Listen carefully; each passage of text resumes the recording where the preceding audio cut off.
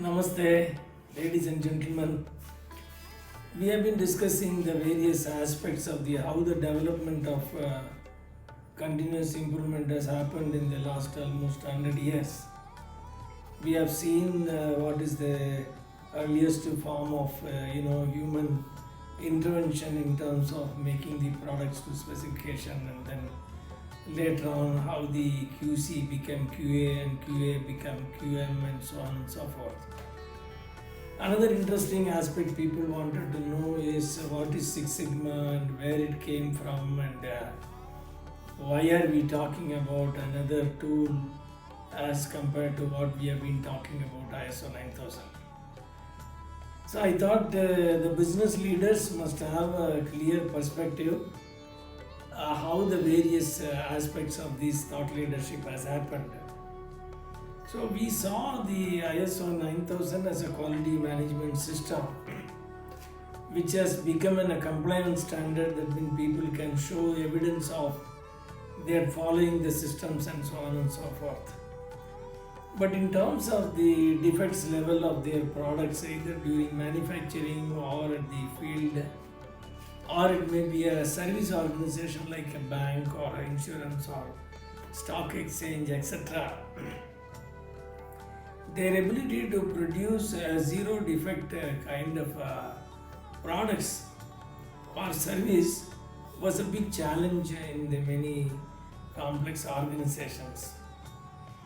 So there was a need that merely setting up a quality management system and then trying to get a certificate, you cannot really assure that you are producing a zero defect kind of products or service.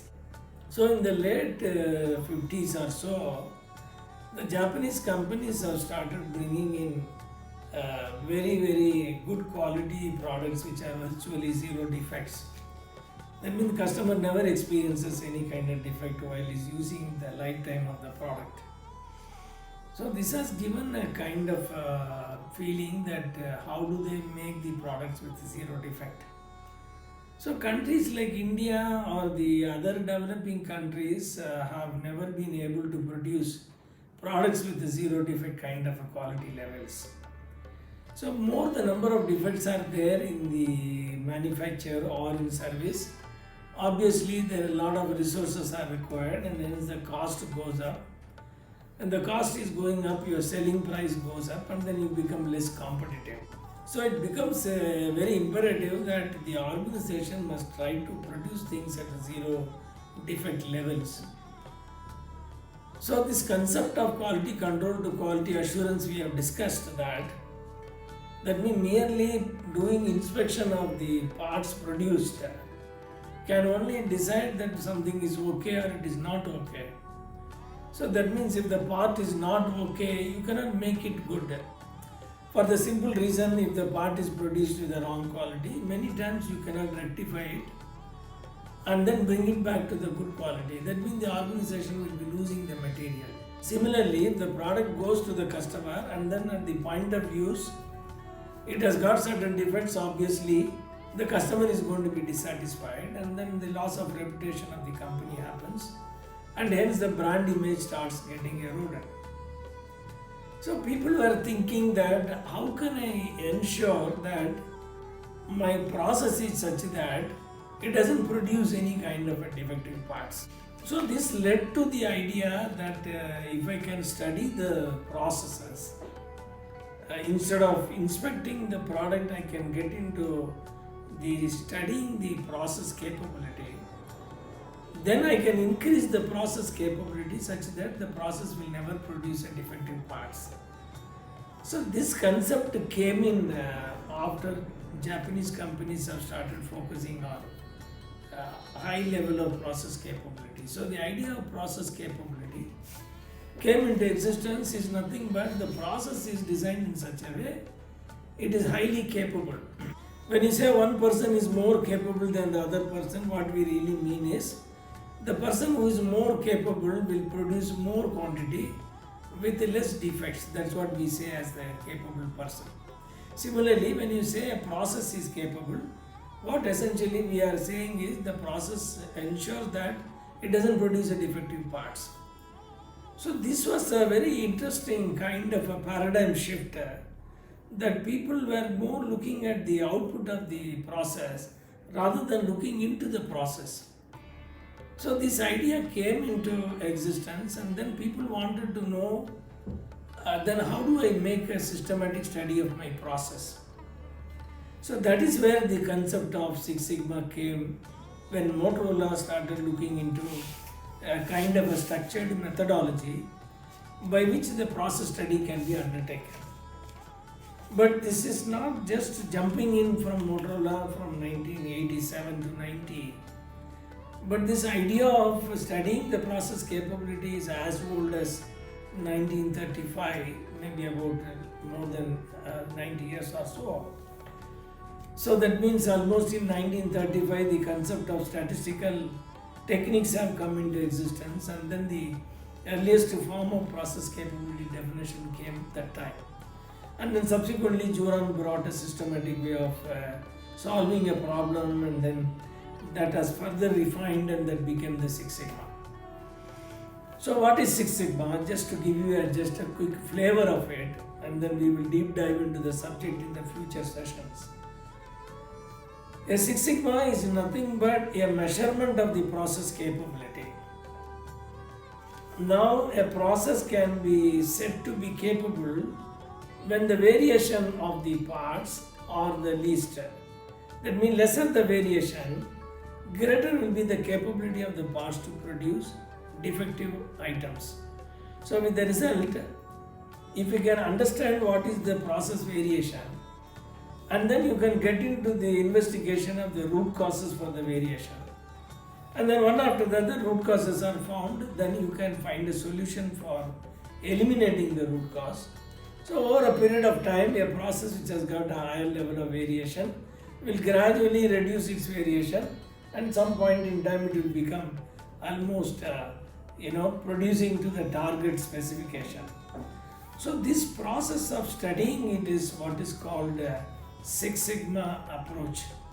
Then you may like to know what is this Six and Sigma really means. Now Sigma, all of you know that it is a measure of standard deviation. A standard deviation is the metric by which the variation can be measured. But when the 6 times the standard deviations on the specification within the limits, then you call it as a Six Sigma quality. Now going forward, we will discuss in greater detail. When the process variation is 6 times the standard deviation on one side is less than the specification limit, then the parts produced will 99.99967% of the time, it will always be within the specification.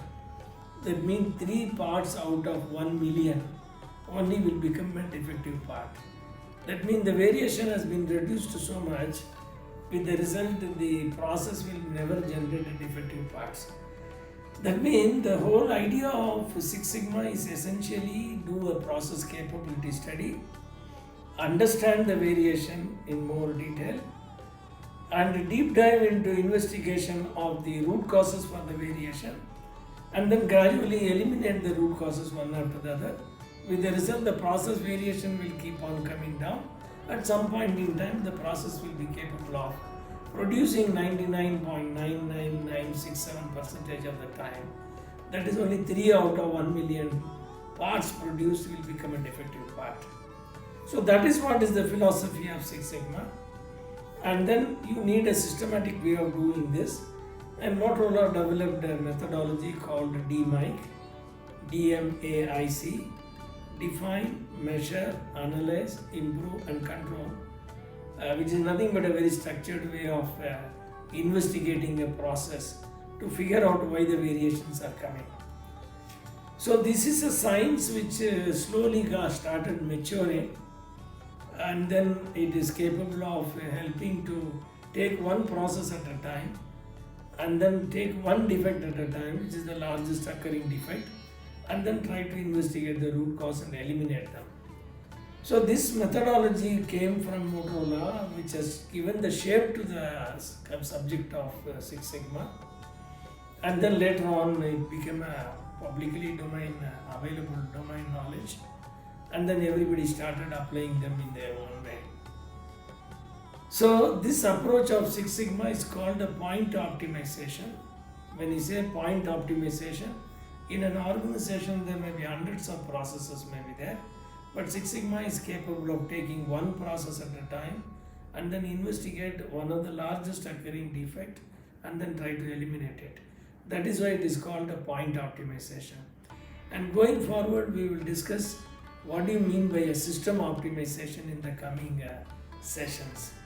I am sure that this has given you some kind of a perspective that moving away from ISO 9000 to Six Sigma is a more scientific way of improving your processes to bring in a higher level of capability to produce defect-free parts.